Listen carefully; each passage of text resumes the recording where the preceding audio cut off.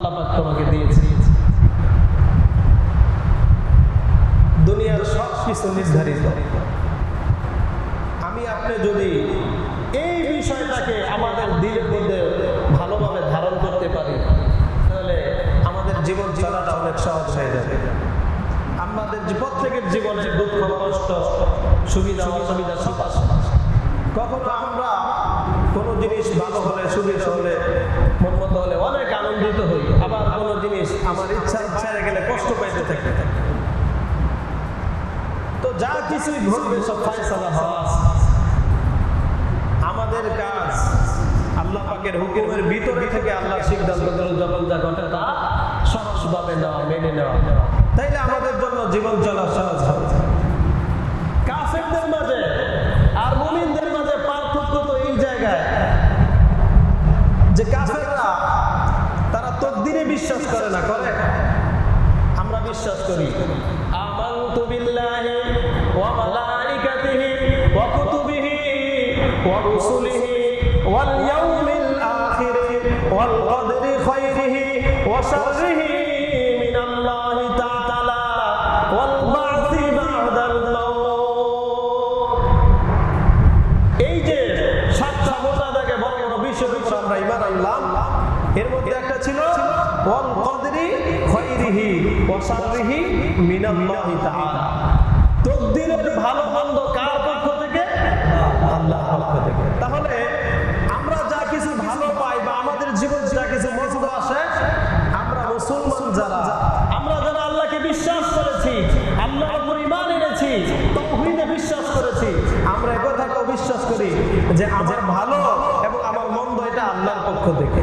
বান্দার কোনো হস্তক্ষেপ নাই।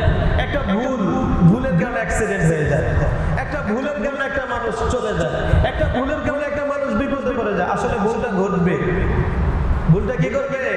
ঘটবে। আমার তো সময় কম, কথা তো অনেক, আপনাদের সামনে কোনোদিন আসি নাই, এক আকস্মিক বিপদের কারণে আসছি, আবার কোনোদিন সুযোগ হয় কিনা আল্লাহ তাআলা জানেন। মুসা আলাইহিস সালাম, বাবা আদম আলাইহিস সালামকে রূহের জগতে যখন সাক্ষাৎ হয়েছে, জিজ্ঞাসা করেছে যে আপনি হলেন সমস্ত অসুবিধার কারণ, আপনাকে আল্লাহ তাআলা জান্নাতে রাখছে, আল্লাহ পাক পরিষ্কারভাবে বলে দিয়েছে যে তুমি গন্ধম খাইও না, তাহলে তুমি জান্নাতে থাকতে পারবে না। আপনি যদি গন্ধম না খাইতেন তাহলে আমরা সবাই জান্নাতেই থাকতাম, আরামে এসে থাকতাম। আপনি খাইয়া আল্লাহর হুকুম অমান্য করে বিপদে বলা দিয়েছেন আমাদের, কেন আমরা দুনিয়ায় কষ্ট করছি। কষ্ট না করছে আমাকে বাবারে সন্তান। আদম আলাইহিস সালাম কি উত্তর দিলেন? আদম আলাইহিস সালাম মুসা আলাইহিস সালামকে বললেন, হে মুসা, তোমার উপর যে কিতাব নাযিল হয়েছে এই কিতাবের নাম কি বাবা? মুসা আলাইহিস সালাম বলেন, সেই কিতাবের নাম হলো তাওরাত কিতাব। এইবার আদম আলাইহিস সালাম বলেন, তোমার তাওরাতের মধ্যে কি এই কথা লেখা নাই যে আমি আদম জান্নাতের মধ্যে আল্লাহ তাআলা আমাকে সৃষ্টি করবেন, সৃষ্টি করার পরে আল্লাহ তাআলা আমাকে জান্নাতে বসবাস করার অনুমতি দিবেন, তারপর আল্লাহ পাক আমাকে একটা হুকুম করবেন, আর আমি আদমের হুকুম অমান্য করব, আর হুকুম অমান্য করার কারণে আমাকে আল্লাহ তাআলা দুনিয়াতে পাঠায়া দিবেন। এইবার তো মুসা আলাইহিস সালাম সহ এটা তো তাওরাতে আছে, কিন্তু আমার কি দোষ? এটা তো আল্লাহ পাক আমারে বানাবার আগেই দুনিয়াতে পাঠাবে, পাঠানোর জন্য একটা সিস্টেম করছে আর কি। সেই সিস্টেম ধরে সেখানে যাইও না, সেটা ধইও না, খাইও না, খাইলে পরে এটা একটা সিস্টেম। এই যে আমাদের ইমাম সাহেব, আপনাদের ইমাম সাহেব একটা অ্যাক্সিডেন্ট, এটা একটা সিস্টেম যে একটা অ্যাক্সিডেন্ট করছে, পাপ আছে। মানুষ তো অনেকে অ্যাক্সিডেন্ট করে না, উষ্টা খাইয়া ফইরা ভাঙিয়া যায়। অনেকে ওই যে বসা থেকে দাঁড়াইতে রইছে, হঠাৎ করে একটু ব্যবস্থায় করে ভাঙিয়া যায়, হয় না? হয় না? আমরা ফরিদাবাদ মাদ্রাসার সাথী ভাই ফজর নামাজ পড়ছি একসাথে, আমরা এরকম কাতারবদ্ধভাবে। তো নামাজের পরে যার যার মতো দোয়া শেষ, রুমে চলে যাব। আমাদের সাথে নরসিংদী বাড়ি, আমরা একসাথে দীর্ঘদিন পড়াশোনা করছি। বসা থেকে দাঁড়াইতে রয়েছে, পাউডা একটু ডাইন পারে কত করে আওয়াজ হচ্ছে, আবার সাথে সাথে বসে বসে কিরে আওয়াজ হলো, কি ব্যাপার শুরু করছে, কিছু কিছুর মধ্যে ফুলা শুরু করছে। আমরা সাথে সাথে ফরিদাবাদ মাদ্রাসায় পড়তাম, এক হাসপাতাল নিয়ে গেলাম। ডাক্তার এক্সরে দিলে এক্সরে করে দেখে পায়ের এই যে কনিষ্ঠ আঙ্গুল যে সাইডের আঙ্গুলের হাড্ডি ভেঙে গেছে। তাহলে এই যে একটা কারণ, আল্লাহ তাআলা কিছু করতে চাইলে এটা একটা কোনো কিছু লাগে না, একটা কারণ সৃষ্টি করে। বুঝতে পারছেন ব্যাপারটা? আপনারা সবাই মিলে ইমাম সাহেবের জন্য দোয়া করবেন। আমাদের মাদ্রাসার উনি শিক্ষক, ২৫০০ মাদ্রাসা ফতুয়া বিভাগে, উনি অনেক যোগ্য আলেম, অনেক বড় মাপের একজন আলেম। তো যাই হোক, যে কথা বলার জন্য আজকে আসছি, যে যা ঘটার তা ঘটবে, ঘটার জন্য আল্লাহ পাকই কারণ সৃষ্টি করে। পবিত্র কুরআনুল কারীমের ভিতরে আল্লাহ পাক রব্বুল আলামিন মুসলমানদের জন্য একটা সুন্দর বিধান নাযিল করে দিয়েছেন। আল্লাহ পাক রব্বুল আলামিন বলেন, ওয়াত্তাখাযু বিহাবলিল্লাহি জামিআন ওয়া লা তাফাররাকু। ঈমানদার মুসলমান, আল্লাহর গোলামের দল, তোমরা সকলে ঐক্যবদ্ধভাবে এক কাতারে দাঁড়িয়ে কাঁধে কাঁধ মিলিয়ে পাশাপাশি থেকে ঐক্যবদ্ধভাবে আল্লাহর তাওহীদকে পক্ষে ধারণ করো। ওয়ালা তাফাররাকু, আমার বান্দারা তোমরা বিচ্ছিন্ন হয়ো না। আল্লাহ পাক হুকুম করছেন তোমরা ঐক্যবদ্ধ থাকো, তোমরা বিচ্ছিন্ন হয়ো না। আল্লাহর হাবিব মুহাম্মদুর রাসূলুল্লাহ সাল্লাল্লাহু আলাইহি ওয়াসাল্লাম হাদিসে পাকের মধ্যে ইরশাদ ফরমান, আল মুসলিমু আকুল মুসলিম, একজন মুসলমান অপর মুসলমানের ভাই, একজন মুসলমান আরেক মুসলমানের ভাই। আল মুসলিমু কাজাসাদিন ওয়াহিদ, নবীজি বলেন মুসলমান হলো একটা দেহের মতো, ইনিস্তাকা আইনুহু ইস্তাকা কুল্লু, দেহের চোখ যদি আক্রান্ত হয়, ইস্তাকা কুল্লু, চোখ ব্যথা করতেছে, চোখের মধ্যে ঢিল লাগছে, চোখের মধ্যে ধুলিকণা গেছে, পুরা শরীর ব্যথাটা অনুভব করে না করে না। তাহলে আক্রান্ত হয়েছে চোখ, চোখের ব্যথায় হাত ব্যথিত, চোখের ব্যথায় পা ব্যথিত, চোখের ব্যথায় সারাটা শরীর অঙ্গ প্রত্যঙ্গগুলো ব্যথিত। কথা ঠিক না বেঠি? ইনিস্তাকা রাসূলু ইস্তাকা কুল্লু, নবী বলেন যেমনি ভাবে মাথা ব্যথা করলে সারাটা শরীর অস্থির হয়ে যায়, ঠিক তেমনি ভাবে সারা দুনিয়ার মুসলমান এক প্রান্ত থেকে আরেক প্রান্ত পর্যন্ত, পূর্ব থেকে পশ্চিম পর্যন্ত, উত্তর থেকে দক্ষিণ পর্যন্ত, সারা দুনিয়ার সমস্ত মুসলমান হলো একটা দেহের মতো। পৃথিবীর যে কোনো জায়গায় পৃথিবীর কোন মুসলমান যদি আক্রান্ত হতো, সারা দুনিয়ার মুসলমান সেই আক্রান্ত মুসলমানের ব্যথায় ব্যথিত হতে হবে। কথা ঠিক না বেঠি? কিন্তু পৃথিবীর কোন প্রান্তে আবার আপনার মুসলিম দর্শিত হলো, আবার আপনার মুসলিম ভাই আক্রান্ত হলো, আমি যদি ব্যথায় ব্যথিত না হই, তাহলে আমি ভাই হতে পারলাম না। আমি কি হতে পারলাম না? আরে আমার ভাইকে যদি কেউ মাথায় আঘাত করে, আমার ভাইকে যদি কেউ রাস্তায় আটকায়, খবর পাইছি যে আমার ভাইকে আটকাইছে মারার জন্য, আমার আপনার ভূমিকা কি হবে?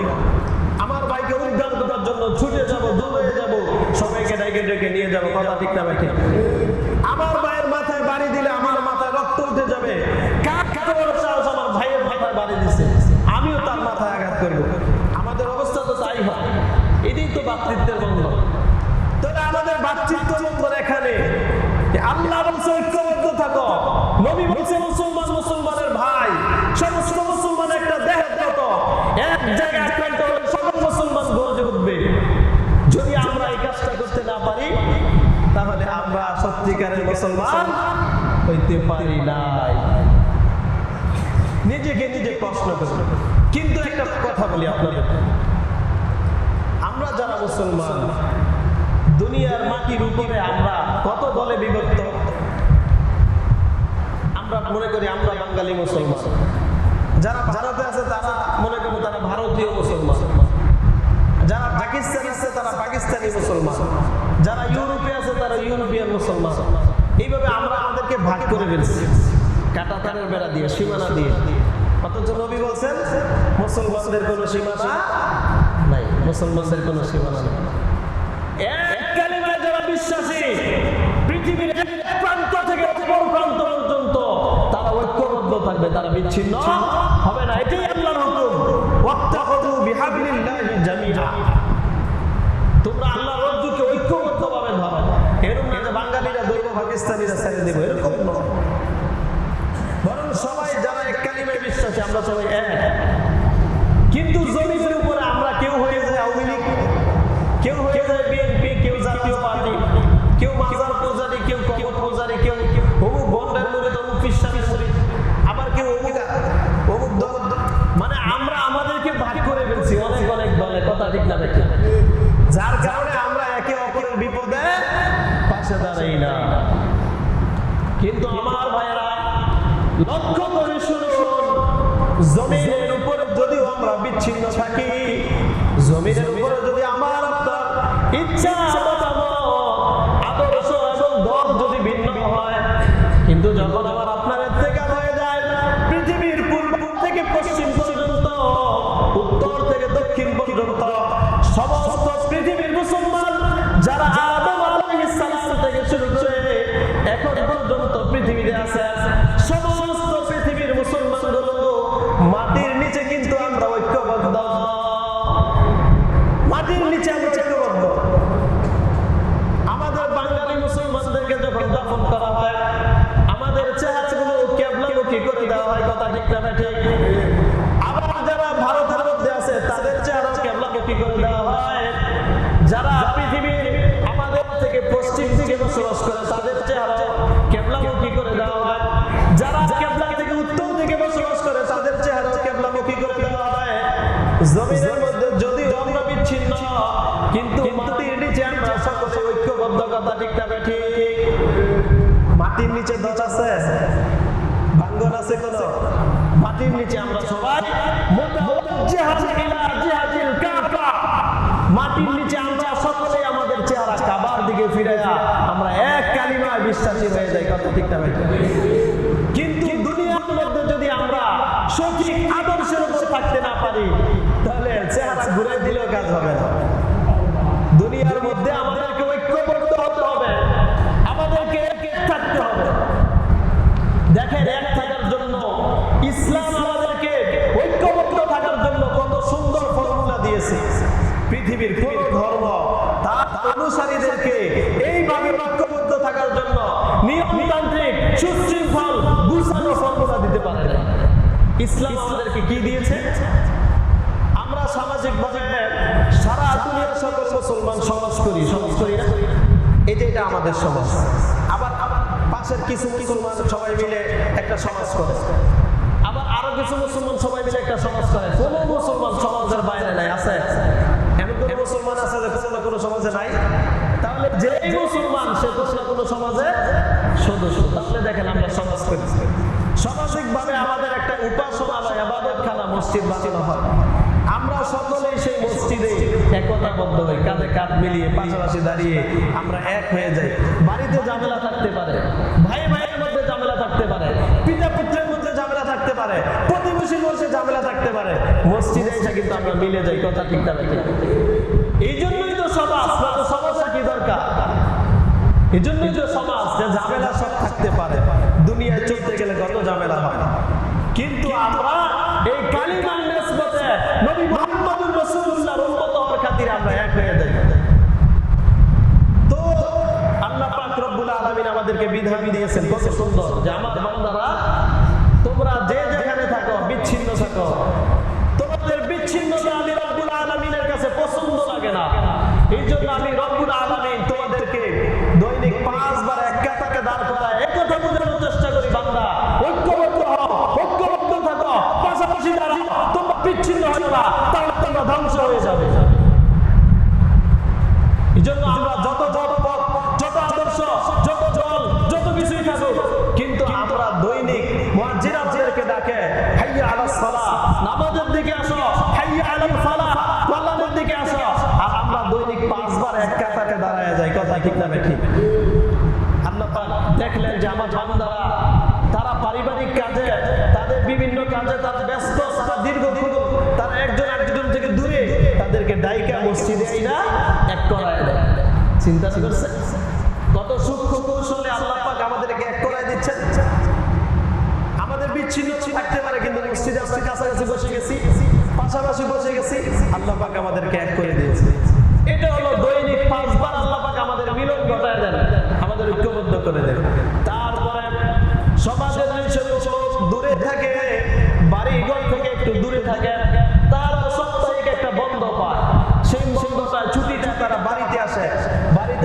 পরিবার সহ পরিজন সহ পাড়া প্রতিবেশী আত্মীয় সবাই সাথে মিলেমিশে তারা জুমার দিনটাকে ঐক্যবদ্ধভাবে জুমার জুমাসটাকে ঐক্যবদ্ধভাবে তারা উদযাপন করে। কথা ঠিক না ঠিক? তারপরে মাসিকভাবে আমরা আবার যে যেখানেই থাকি মাসে একবার হলেও সমাজবাসীর সাথে আমরা ঐক্যবদ্ধ হই। তার থেকেও যারা দূরে থাকে আল্লাহ পাক সেই সকল মুসলমান যারা দেশের বিভিন্ন প্রান্তে চাকরি বাকরি করে তাদের জন্য, যে আমার বান্দারা দূর দূরান্তে চাকরি করে তারা বিচ্ছিন্ন থাকে, তাদের ঐক্যবদ্ধ করার জন্য আল্লাহ পাক রব্বুল আলামিন আমাদেরকে দুইটা ঈদের নামাজ দিয়েছে। যে ঈদের নামাজে যার যত চাকরি থাকুক, যত ব্যবসায়িক ব্যস্ততা থাকুক, যত পারিবারিক ঝামেলা থাকুক, সব কিছু ফেলে দিয়ে আমরা ঈদগাহ ঈদের মাঠে সবাই কিন্তু আমরা ঐক্যবদ্ধ হয়ে যাই, কাঁধে কাঁধ মিলিয়ে পাশাপাশি দাঁড়িয়ে কাতারে কাতারে দাঁড়িয়ে আমরা ঐক্যবদ্ধ হয়ে যাই। সুবহানাল্লাহ। ইসলাম ঐক্যবদ্ধ রাখার জন্য কতগুলো প্ল্যান, দৈনিক প্ল্যান, সাপ্তাহিক প্ল্যান, তারপরে বাৎসরিক প্ল্যান দিচ্ছে। এটা তো আমরা যারা দেশের মধ্যে থাকি আমরা বাৎসরিক ভাবে হলেও মিলতে পারি, কিন্তু সারা দুনিয়ার মুসলমান কিভাবে মিলবে? হজের মাস চলছে। আল্লাহ পাক রব্বুল আলামিন আমাদের জাতির পিতা হযরত ইব্রাহিম আলাইহিস সালামকে যখন কাবা ঘর নির্মাণ শেষ হলো, আল্লাহ পাক ইব্রাহিম আলাইহিস সালামকে বলেন, ইব্রাহিম তুমি জগৎবাসীকে ডাক দাও, জগৎবাসী তোমার ডাকে সাড়া দিয়ে এই বাইতুল্লাহ যেটা তুমি নির্মাণ করছো এটা তাওয়াফ করার জন্য আসবে। ইব্রাহিম আলাইহিস সালাম বলেন, আল্লাহ পাক বলেন, ওয়াযিন ফিন নাস, ইব্রাহিম তুমি মানুষকে ডাক দাও বিল হাজ্জি, তারা যেন হজ করার জন্য আসে, ইয়াতুকা রিজালু ওয়া আলা কুল্লি দামিরি ইয়াতিনা মিন কুল্লি ফাজ্জিন আলীম। ইব্রাহিম তুমি মানুষকে ডাক দাও। ইব্রাহিম আলাইহিস সালাম বললেন, আল্লাহ আমার ডাক মানুষের আওয়াজ কান পর্যন্ত পৌঁছবে, মানুষকে আমার আহ্বান শুনবে, আমার ডাক তাদের কান পর্যন্ত যাবে। আল্লাহ তাআলা বলেন, ইব্রাহিম তুমি ডাক দাও, ডাক আমার বান্দাদের কান পর্যন্ত পৌঁছায় দেওয়ার দায়িত্ব আমি রব্বুল আলামিন গ্রহণ করলাম। এই জন্য ইব্রাহিম আলাইহিস সালাম যখন মানুষকে ডাকছেন, যারা ওই সময় যাদের কপালে হজ লেখা ছিল তারা লাব্বাইক আল্লাহুম্মা লাব্বাইক বলে ডাকে সাড়া দিয়েছে। আর যারা মাতৃগর্ভে ছিল তারা মায়ের পেটে থেকে বলছে লাব্বাইক আল্লাহুম্মা লাব্বাইক।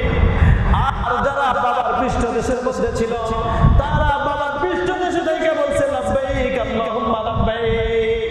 কিয়ামত পর্যন্ত যাদের কপালের মধ্যে হজ লেখা, যাদের কপালে লেখা তারা বাইতুল্লাহ তাওয়াফ করতে যাইতে পারবে, তারা যে যেখানে ছিল সকলে সেই জায়গা থেকে লাব্বাইক আল্লাহুম্মা লাব্বাইক বলে ডাকে সাড়া দিয়েছে। এই ডাকে যারা যারা সাড়া দিয়েছে কিয়ামত পর্যন্ত তাদের কপালে হজ নসিব হয়ে যাবে।